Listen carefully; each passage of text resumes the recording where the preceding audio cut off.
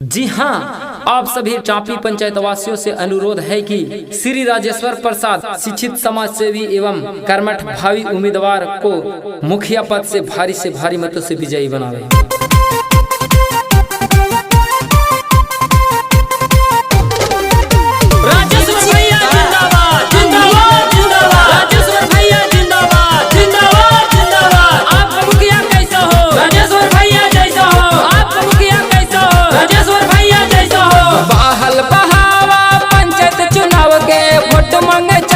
राजेश्वर भैया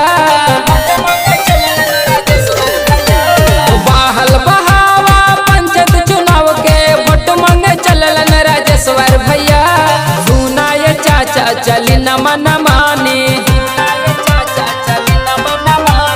सुनाए चाचा चली न मन मानी मुखिया बनी जब राजेश्वर भैया सुनाए चाचा चली न मन मानी मुखिया बनी जब राजेश्वर भैया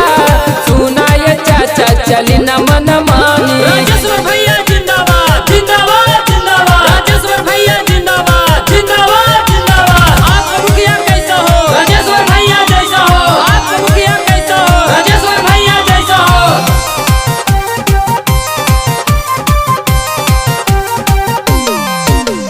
चापी पंचायतवा में पूरा हवे शोर जी मुखिया पद से खाड़ है राजेश्वर भैया मोर जी।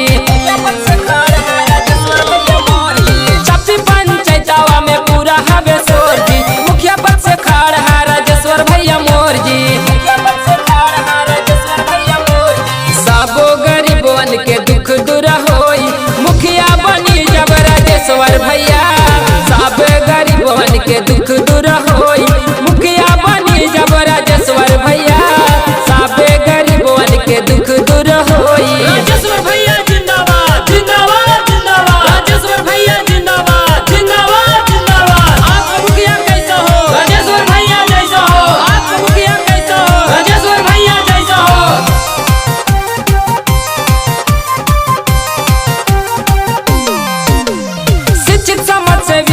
कारी है विकास जी पूरा पंचायतवा के लगल हवे आस जी। शिक्षित समाज से भी हवे कारी है विकास जी पूरा पंचायतवा के लगल हवे आस जी।